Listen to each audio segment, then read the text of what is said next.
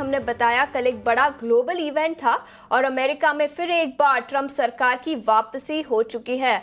भारतीय समय अनुसार कल 10:30 बजे डोनाल्ड ट्रंप ने राष्ट्रपति पद की शपथ ली। शपथ के बाद उन्होंने कहा कि अमेरिका की स्वर्णिम युग की शुरुआत हो चुकी है। शपथ के बाद उन्होंने कई आदेश भी साइन किए। सबसे पहले शपथ ग्रहण पर नजर डालते हैं। The golden age of America begins right now. We will be the envy of every nation, and we will not allow ourselves to be taken advantage of any longer. During every single day of the Trump administration, I will very simply put America first. And our top priority will be to create a nation that is proud, prosperous, and free.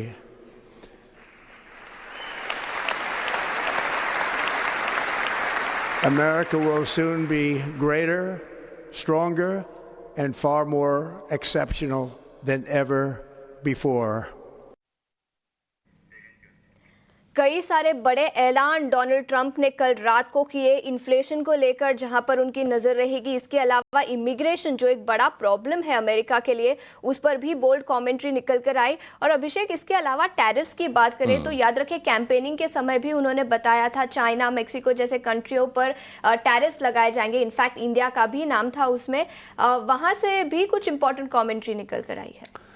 आशीषा, देखिए, अभी China का ऐसे खुले तौर पर नाम तो नहीं लिया है, लेकिन आशंका उस बात की है। अच्छा, बड़े इंटरेस्टिंग है डोनाल्ड ट्रंप। क्या है कि आप उनको कैसे कहते हैं ना, कहावत है कि you can love me or ignore me, you can hate me और but you can't ignore me. वही स्थिति है। बोल्ड है अपने डिसीजन में, जो कुछ कहते हैं बड़े कह सकते हैं कि दमखम के साथ कहते हैं। और उन्होंने कहा है कि मैक्सिको पर, कनाडा पर 25% टैरिफ 1 फरवरी से संभव है। अच्छा, उनके शपथ ग्रहण में चाइना के भी रिप्रेजेंटेटिव गए थे, वहां के जो उप प्रधानमंत्री है वहां पर हिस्सा लेने गए थे। लेकिन उनके बेबाकी को पूरी दुनिया जानती है और उन्होंने कई सारी ऐसी चीजें कही हैं। शपथ लेते ही कई सारे एग्जीक्यूटिव ऑर्डर्स पर साइन भी किए हैं। एक तो दक्षिणी सीमा पर नेशनल इमरजेंसी का ऐलान किया है। बड़े इंटरेस्टिंग है कि उन्होंने कहा कि अब गल्फ ऑफ मैक्सिको नहीं होगा, गल्फ ऑफ अमेरिका होगा। नाम ही बदल दिया उन्होंने।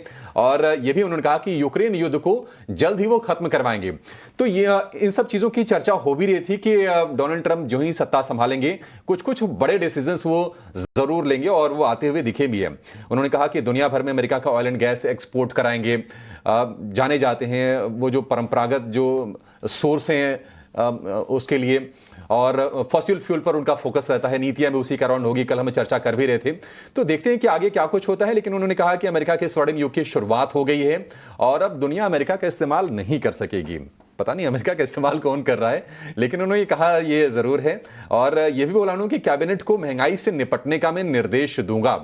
तो थोड़ा सा प्रेशर बढ़ेगा वहाँ पर, जो भी फाइनेंशियल इंस्टीट्यूशंस हैं, जो भी वहाँ पर सरकारी मशीनरी है, उसके ऊपर महंगाई को कंट्रोल में लाने का।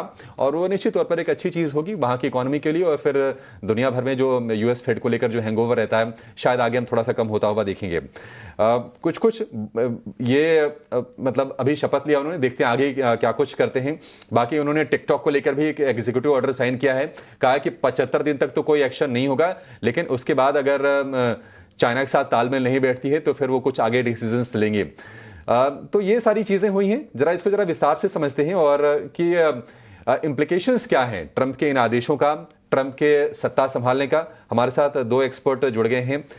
एनसीड कैपिटल के मैनेजिंग पार्टनर अनुराग सिंह हमारे साथ हैं और साथ ही जियोस्फेयर कैपिटल मैनेजमेंट के अरविंद सेंगर भी हमारे साथ हैं। दोनों के दोनों मेहमान अमेरिका से ही जुड़ रहे हैं। अरविंद जी और अनुराग जी, आप दोनों का बहुत शुक्रिया। स्वागत है 18 और स्वदेश पर। शुरुआत अरविंद जी आपसे करना चाहेंगे, किस तरह से देख रहे हैं ट्रंप के शपथ ग्रहण को, उसके बाद उनके पहले स्टेटमेंट को, आपको किस तरह के संकेत मिल रहे हैं उससे? आज के जो स्टेटमेंट्स थे उससे कोई खास सरप्राइज तो नहीं रही। उन्होंने साफ साफ पहले से कहा हुआ है कि इमिग्रेशन का जो इलीगल इमिग्रेशन है उसको बंद कराना चाहते हैं। तो उसके लिए उन्होंने जो इमरजेंसी ऐलान किया है वो तो खैर देखा जाएगा उसका क्या इमीडिएट नतीजा क्या होता है। लेकिन मतलब ये एक सीरियस प्रॉब्लम है जिसके कारण कि डेमोक्रेट्स हार गए और ट्रंप जीते, तो ये तो इनके लिए बहुत ही इंपॉर्टेंट था। और दूसरा जो कि काफी दिलचस्प स्टेप लिया है वो एनर्जी की तरफ जो उन्होंने इमरजेंसी डिक्लेयर की है कि यूएस एनर्जी को बहुत सपोर्ट देंगे, वो भी काफी इम्पोर्टेंट बात है। वो शायद इलेक्शन कैंपेन में थोड़ा बहुत बात हुई थी, लेकिन इसके लिए अभी काफी फोकस हो गया है। उससे देखा जाएगा क्या होगा, लेकिन इसमें यूएस की एडवांटेज है बिकॉज यूएस आज दुनिया का सबसे बड़ा ऑयल और गैस प्रोड्यूसर है, और उसको बढ़ोतरा देने के लिए और उसको सपोर्ट देने के लिए ट्रम्प का पूरा इंटेंशन है। और अगर आप देखें तो बाइडेन ग्रीन एनर्जी पे ज्यादा फोकस कर रहे थे, और उसमें यूएस का एडवांटेज नहीं है, चाइना का। ट्रम्प ने साफ कह दिया कि हम अपनी खुद की एनर्जी पे फोकस करेंगे। ठीक है, अनुराग सिंह भी हमारे साथ हैं। अनुराग सर नमस्ते, पहले तो बहुत शुक्रिया, थैंक यू वेरी मच समय देने के लिए। कल जब डोनाल्ड ट्रंप ने शपथ ली, उसका इंडिया कनेक्शन आप जोड़ पाएंगे? इंडिया के लिए क्या सोचते हैं, क्या व्यू पॉइंट रख सकते हैं, कितना फ़र्क पड़ेगा उनके ऐसे बोलने या सोचने से? देखिए, इंडिया का उतना ज़्यादा डिस्कशन इस समय नहीं होता है, स्पेशली जो वो टैरिफ्स की बात कर रहे हैं उसको लेकर के। वो इसलिए नहीं होता है डिम्पी, क्योंकि इंडिया सर्विसेज एक्सपोर्टर है, इंडिया मैन्युफैक्चरिंग एक्सपोर्टर है, लेकिन उसका शेयर अबाउट वर्ल्ड में 2% से नीचे है, वेर एज सर्विसेज में इंडिया का शेयर 4% से ऊपर है वर्ल्ड ट्रेड में। सो सर्विसेज में देखिए बड़ा स्किल बेस्ड होता है, और तमाम जो यूएस की कंपनीज हैं उनके ग्लोबल कैपेबिलिटी सेंटर्स भी पिछले 2-4 साल में बने हैं इंडिया में।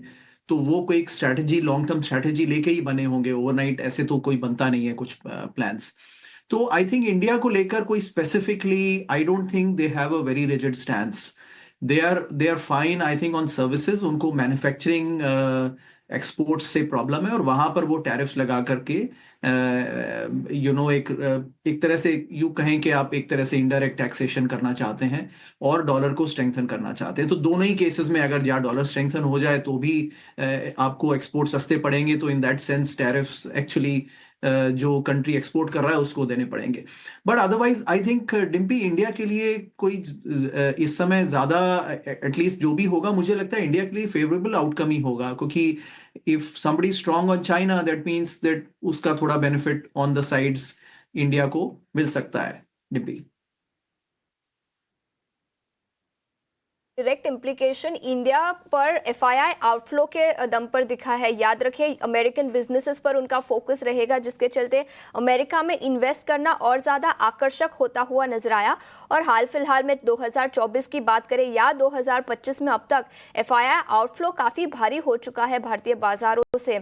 इस पर आपकी क्या रहेगी और क्या राय रहेगी, और कब तक ये कम होता हुआ नजर आएगा? मेरे ख्याल से तो आप एफआईआई आउटफ्लोज का देखें तो वो तब से शुरू हुआ है जब से कि इंडिया की इकोनॉमी स्लो होना शुरू हुई है और यूएस की इकोनॉमी अच्छा कर रही है। तो इसमें तो सीधी सी बात है कि अगर आप देखें कि जब 2018 में यूएस ने या टैक्स जब अपने खुद के गिराए थे 21% कॉर्पोरेट टैक्स, तो इंडिया में मोदी जी ने क्या किया, उन्होंने भी अपने टैक्स ट्रेड कंपनीज पे 25% गिरा दिए, 25% कर दिए। तो अगर इंडिया को कंपेटिटिव रहना है तो एक तो उनको बिजनेस और इन्वेस्टमेंट अट्रैक्ट करने के लिए अपनी कंडीशंस अट्रैक्टिव रखनी पड़ेंगी, और दूसरी इकोनॉमी को अच्छा करना पड़ेगा। तो इसमें यूएस की इकोनॉमी अगर अच्छा करे तो इसका मतलब ये नहीं है कि इंडिया की इकोनॉमी बुरा करेगी, लेकिन अगर इंडिया की इकोनॉमी बेटर करेगी और इंडिया की गवर्नमेंट सही स्टेप्स लेगी इन्वेस्टमेंट अट्रैक्ट करने के लिए, तो इंडिया में इन्वेस्टर्स वापस आएंगे। ऐसा नहीं है कि ये जो टेम्पररी आउटफ्लोज है इसका कुछ लॉन्ग टर्म ट्रेंड है। ये तो शॉर्ट टर्म इंडिया की इकोनॉमी थोड़ा स्लो हुई है, इसलिए पैसा बाहर निकला। ठीक है अरविंद जी और अनुराग जी, बहुत शुक्रिया आप दोनों का समय निकालने के लिए हमारे लिए, और बहुत ही जो क्रूशियल मुद्दे हैं जो